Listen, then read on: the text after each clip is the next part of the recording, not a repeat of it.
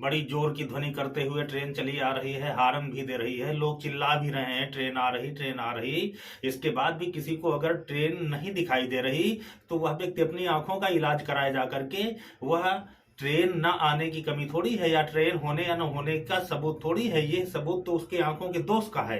क्योंकि सारे लोग कह रहे हैं कि ट्रेन आ रही है, आवाज भी सुनाई दे रही, ध्वनि भी सुनाई दे रही, हार्न सुनाई दे रहा, सब कुछ है, लेकिन उस व्यक्ति को नहीं दिखाई दे रहा है। तो वह वो व्यक्ति के आंखों की कमी है, वो अपने आंखों का इलाज करा ले जा करके। अब यही हाल हो गया है इस संसार में कुछ लोगों का, कि जो सब कुछ दृश्यगत होते हुए, दिखाई देते हुए भी लोग कहते हैं कि दिख नहीं रहा, दिख नहीं रहा है, भगवान है तो दिख क्यों नहीं रहा है, भगवान है तो ये ऐसी घटना हुई, इस पे बचा क्यों नहीं लिया, भगवान है तो ये ऐसा नहीं होना चाहिए। भगवान के ऊपर तरह तरह के टीका टिप्पणियां करते रहते हैं। अरे भैया, भगवान है ये तुमको नहीं महसूस हो रहा तो तुम्हारे विवेक की कमी है, तुम्हारे श्रद्धा की कमी है, तुम्हारे विश्वास के भाव की, सब ये तुम्हारी कमी है। इसमें भगवान के न होने या होने से तुम्हारा क्या प्रयोजन है? भगवान तो है।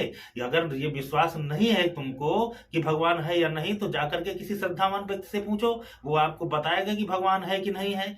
अगर आपको लगता है कि भगवान नहीं है तो जाकर के किसी ग्रंथ में पढ़ो, जाकर के किसी धर्मशास्त्र में पढ़ो, किसी धर्माचार्य से जाकर के पूछो, कोई अच्छे व्यक्ति से जो भगवान पे आस्था रखने वाला व्यक्ति है उसके पास जाओ, उसके शरणागत हो जाकर के, वो बताएगा, आपके इस दृष्टि दोष को दूर करेगा। लेकिन आप फर्जी ही इलाज भी नहीं करवाना और चिल्लाना भी है कि हमारा ठीक नहीं हो रहा है, हमको दिखाई नहीं दे रहा, दिखाई नहीं दे रहा। अरे तो अब इससे बड़ी सठता और मूर्खता और क्या होगी? इस संसार में तुमको भगवान नहीं दिखाई दे रहा है? अरे बताओ, जो अगर कोई चीज कर्म हो रहा है तो उस कर्म का कर्ता तो कोई होगा। कोई चीज अगर है तो उसका निर्माण करने वाला कोई व्यक्ति होगा कि नहीं होगा? अगर इस धरती पे सूर्य है, इस ब्रह्मांड में सूर्य है, तो सूर्य को बनाने वाला कोई होगा कि नहीं होगा? चंद्रमा है तो इसको बनाने वाला कोई होगा कि नहीं?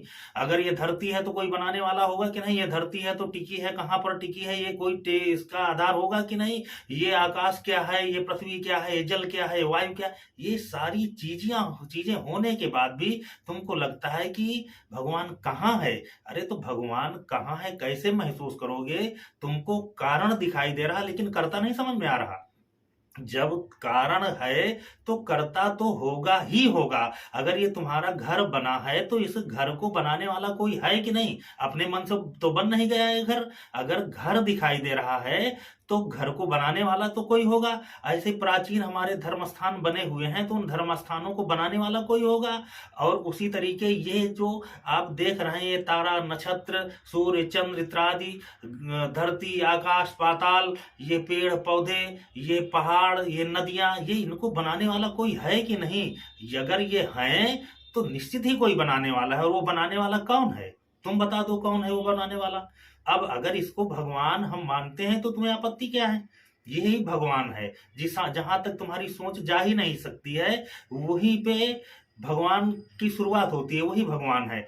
अब तुम उन चीजों को जो हमारी जो आस्था के विषय हैं, जिनको हम भगवान से जोड़ करके और भगवान से की उपस्थिति मानते हैं, उनमें उनको तुम आवरण पहनाओगे। जैसे बिल्डिंग किसी ने बनाई हो और नाम किसी का उस पर मोहर लगा दो, जो हुआ, जो कथित तुम्हारा जो है उसको हम कहना नहीं चाहते हैं, लेकिन 300 लोगों के द्वारा निर्माण किया गया हुआ कोई विधान और उस पे एक व्यक्ति ने मोहर लगा दिया, ताज लग गया कि ये फलाने ने बनाया।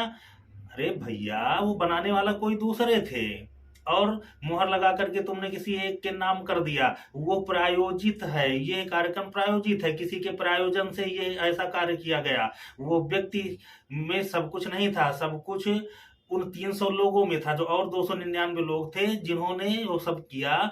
तो उनके उस मेहनत का परिणाम किसी एक व्यक्ति को दे देना।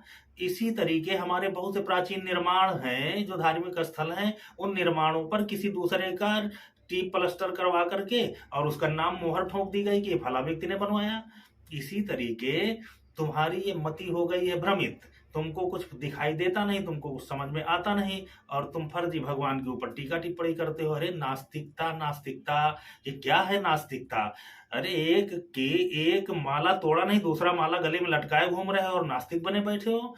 राम को मानना नहीं, कृष्ण को मानना नहीं, भगवान को मानना नहीं, और बुद्ध का माला गले में लटका करके अपने को नास्तिक बता रहे हो।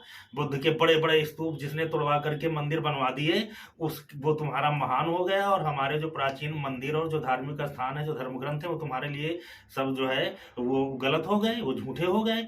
क्या मूर्खता की बात है, इससे बड़ी मूर्खता क्या है, और लोग इनका भी अनुसरण कर रहे हैं, दुर्भाग्य है। हम्म, तो अब इनको क्या कहें।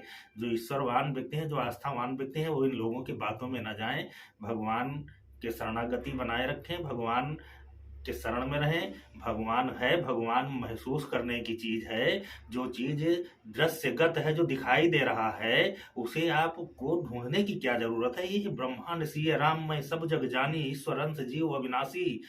तो सकल सारे ब्रह्मांड में भगवान ही घूम रहा है। सर्वस्वरूपे सर्वेशे सर्वशक्ति समन्विते भय व्यस्त्राहिनो देवी दुर्गे देवी नमस्तुते। वो भगवती ही या देवी शक्ति रूपेण संस्था। इस पूरे ब्रह्मांड में भगवती और भगवान ही तो है।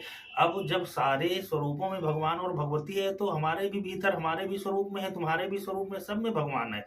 लेकिन तुमको मानना नहीं है, तुमको तो कुछ दूसरा ही चिल्लाना है। चिल्लाते रहो, इससे कोई फर्क पड़ने वाला नहीं है। जय माता रानी।